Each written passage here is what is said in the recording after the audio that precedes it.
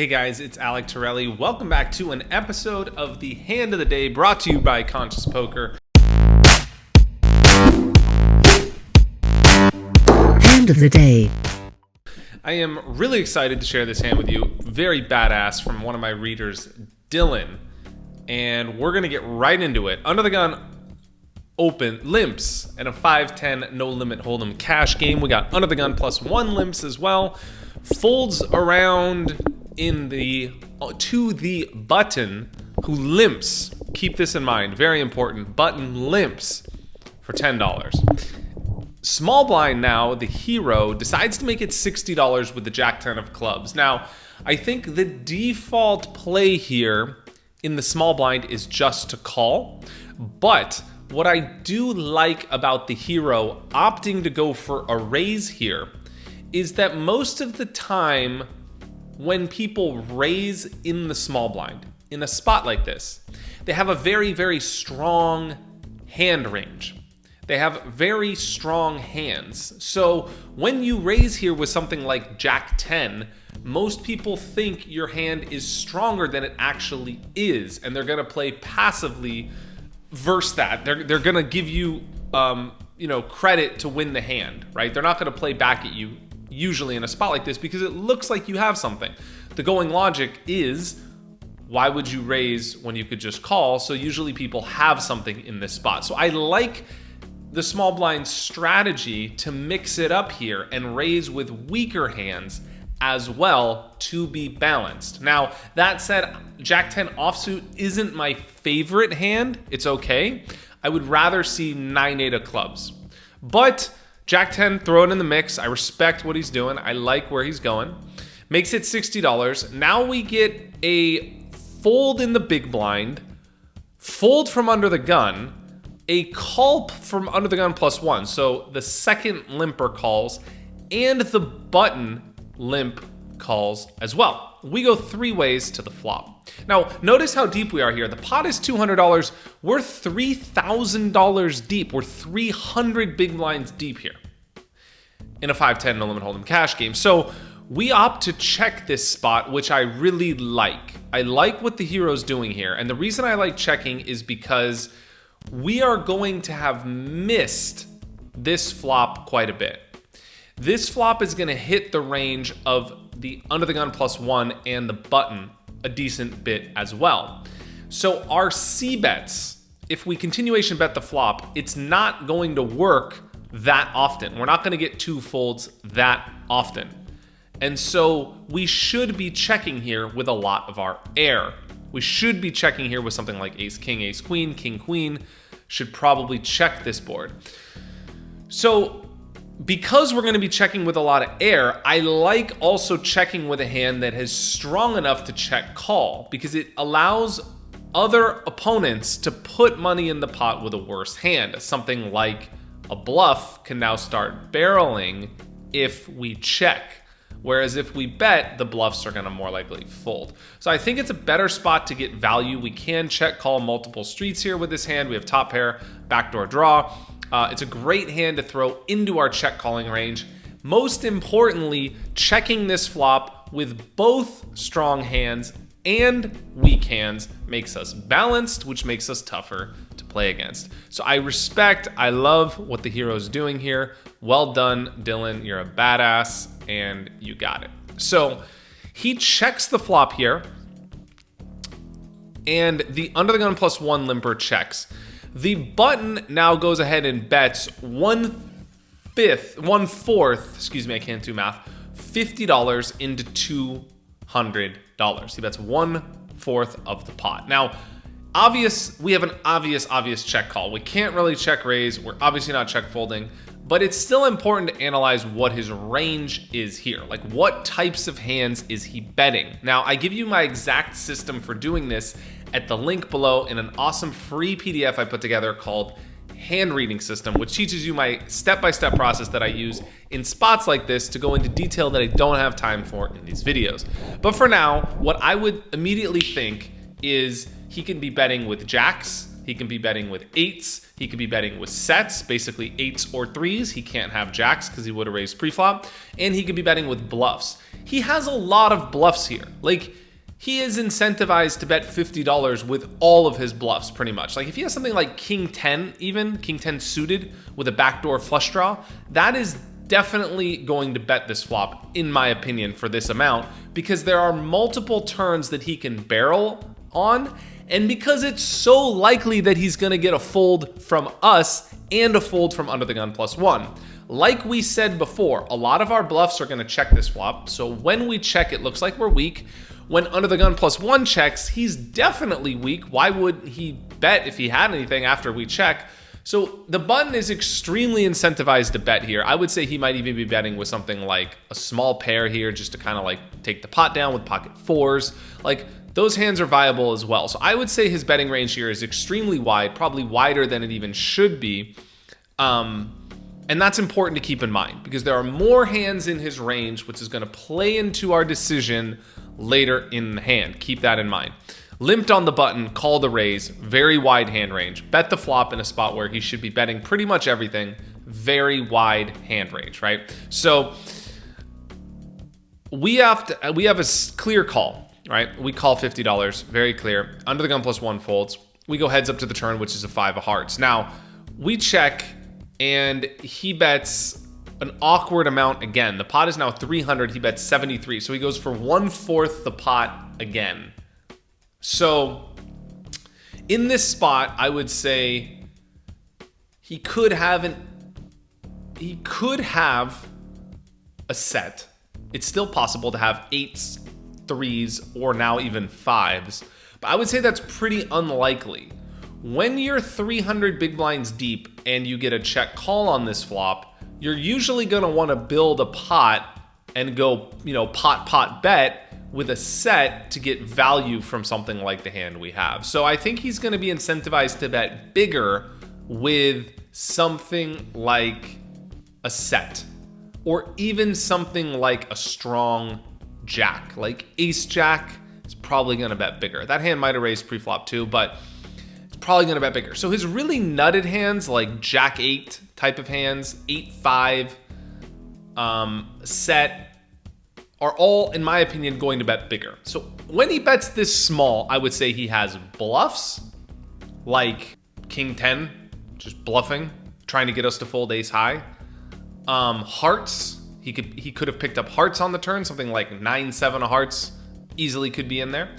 He could also have an 8 and be betting for value with any 8 that's reasonable, like 8-7 suited, 8-6 suited, 8-9 suited, 8-10 suited. Queen 8 suited could be in there type of hand.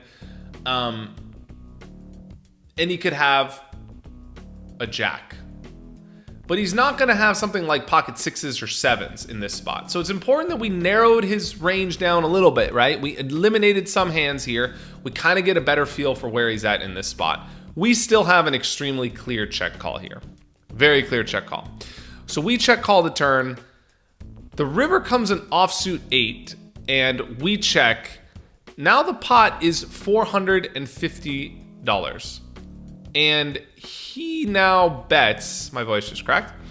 That's fine. He now bets 2,800. So 2,800 into 450. Another ridiculous 6x pot spot. So we saw one of these in the last hand of the day. And now we're in another spot facing a 6x shove on the river. This spot is very different. Even though they're both 6x pot, roughly 6x pot bets, you can't say that the spots are the exact same. Because this spot, he has more bluffs in his range than the last spot. So if you didn't see the last video, I recommend you check it out. But this is a spot where he still has a lot of bluffs in his range from the turn. So if you think about what hands he can have on the turn, a lot of those hands are missed hearts, maybe even a bluff like Queen 10, maybe even 10-9, like 9-7, 9-6 type of hands that are bluffing, maybe even like Ace 4, Ace Deuce types of hands, random hearts like Ace 10 of hearts could be in there. Those hands are all possible for him to have on the turn. Now, What percent of those hands is he going to 6, 7x pot the river with is a good question. But it's important to realize that he doesn't have to be bluffing with that many of those hands in order for us to be able to call, right? We have to win here about let's say 50% of the time, 45, 50% of the time here to justify calling. So he has a ton of hands in his range to begin with on this river. He gets to the river with a ton of hands. Now, we have to weigh how you solve this spot. This spot is solvable, and I talk about it more in my hand range system. I highly recommend you check it out if you want more in-depth strategy for spots like these. But this spot is solvable, and you could solve this spot by weighing the amount of value bets that he can have to the amount of bluffs he can have. So the first thing to think about is the amount of value bets he can have. And the value bets he has are sets, which we kind of eliminated on the turn because he bet too small. Two pairs, which are now boats, which we also kind of eliminated on the turn, and 8x types hands. So he can have like 8-6 suited, 8-7 suited. There's 2 combos of each. 8-9 suited, 8-10 suited. That's 8 combos total. Queen 8 suited, king 8 suited, ace 8 suited.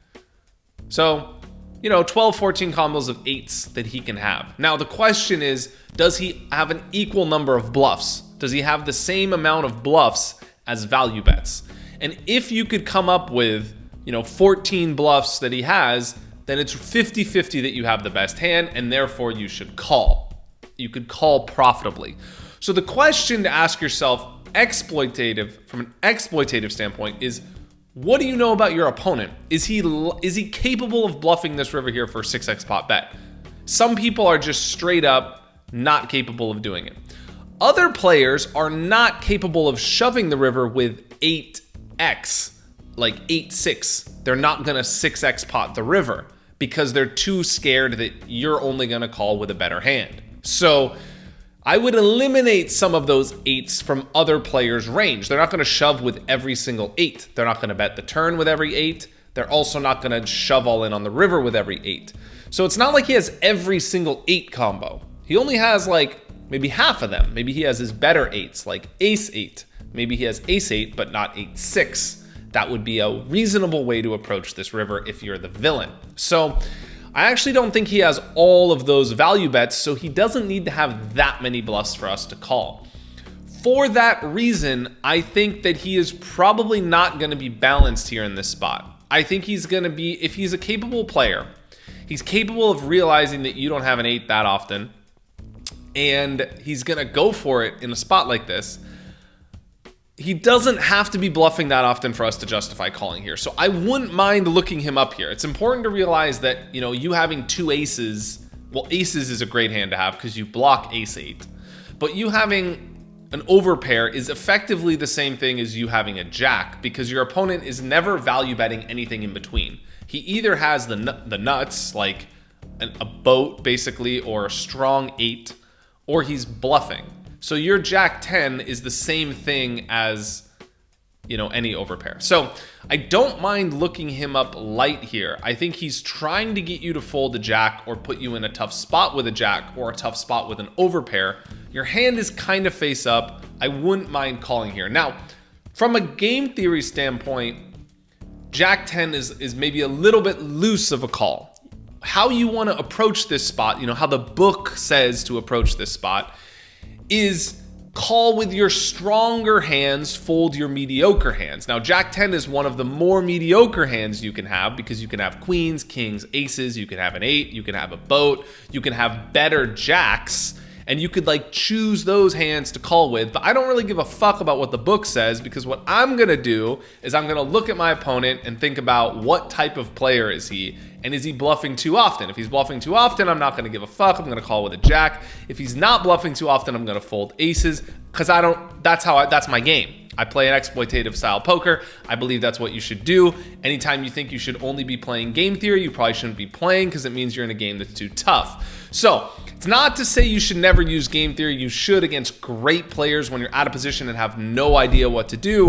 But most of the time you have a reasonable reason to think you have an edge on your opponents. That's probably why you're in the game. That's probably why you're playing. I like trying to put myself to spots where I'm jig-jag, zigzag, maneuvering around people trying to figure out what's up. So I think here from an exploitative standpoint, I don't mind seeing a call. Now, you're going to say that I'm being results oriented because the hero folded in this hand and the button ends up showing ace king. And you're like, well, Alec, it's easy. You can see the cards. But whether you believe me or not, that's cool. The truth is I felt this way before I looked at the hand. And I actually believe that I think it's a reasonable spot to call here for the reasons that I said.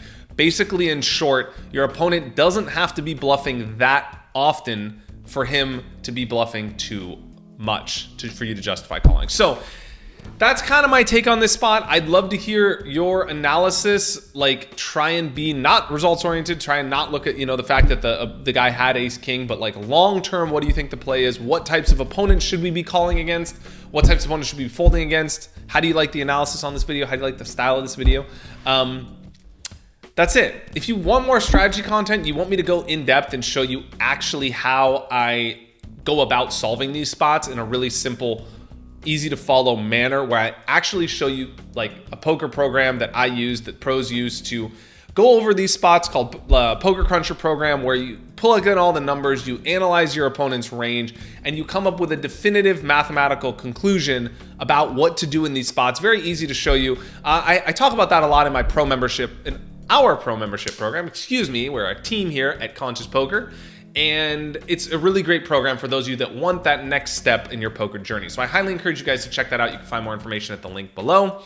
And that's it. You guys are awesome. Much love. Thank you guys so much for your support. I'm loving making these videos for you guys. And I'll see you guys next time here at Conscious Poker. Take it easy, guys. Cheers.